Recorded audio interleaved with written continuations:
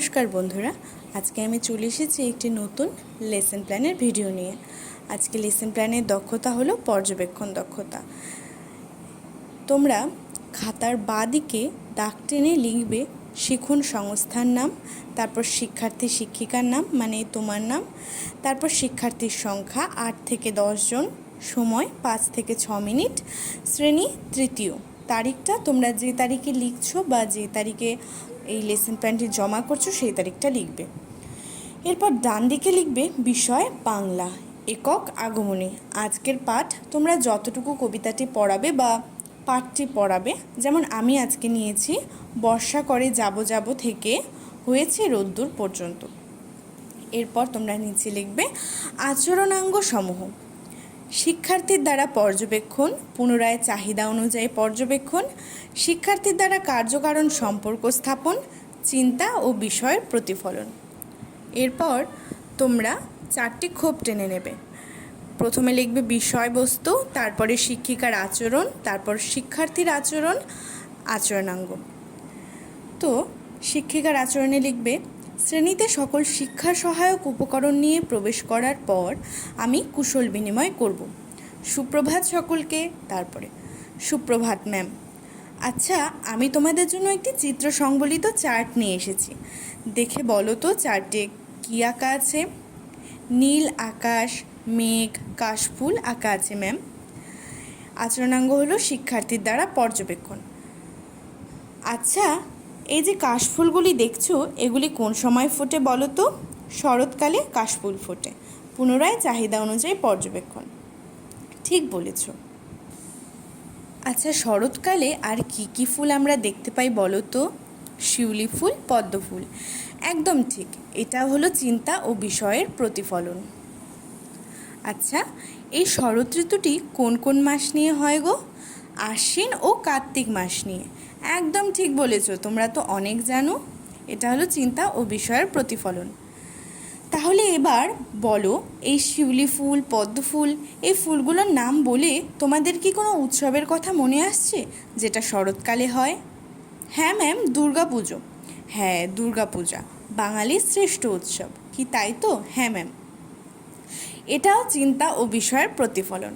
তারপর বেশ, তো এবার প্রিয়া, তুমি চার্টের উপর যে লাল রং দিয়ে বড় করে লেখাটা আছে সেটা পড়ো তো, কী লেখা আছে? আগমনী। এটা হলো পুনরায় চাহিদা অনুযায়ী পর্যবেক্ষণ। হ্যাঁ, তোমরা কেউ জানো আগমনী শব্দটির অর্থ কী? না ম্যাম। বেশ, আমি বলে দিচ্ছি। আগমনী মানে হলো আগমনের গান। আগমন মানে কেউ আসছে। এবার তোমরা বইয়ের 111 নং পৃষ্ঠাটি বের করো। দেখো, একটি কবিতা আছে যার নাম আগমনী, লেখক প্রেমেন্দ্র মিত্র। কি বলেছে দেখো, বর্ষা করে যাব যাব, শীত এখনও দূর। আচ্ছা, বর্ষা ঋতুটি কোন কোন মাস নিয়ে হয় জিনিয়া বলো তো? আষাঢ় ও শ্রাবণ মাস নিয়ে হয়। এটা হলো চিন্তা ও বিষয়ের প্রতিফলন। হ্যাঁ, একদম ঠিক বলেছো তুমি, বসো। তো বর্ষা বলছে যাব যাব, বর্ষা চলে গেলে কোন ঋতু আসবে দেখি শম্পা বলো? ম্যাম, শরৎ ঋতু আসবে। হ্যাঁ, শরৎ ঋতু আসবে, ঠিক বলেছো, বসো তুমি। এটা হলো চিন্তা ও বিষয়ের প্রতিফলন। শীত এখনও দূর মানে শীতকাল আসতে অনেক দেরি। তাহলে বলো দেখি প্রদীপ, শীতকাল কী কী মাস নিয়ে হয়?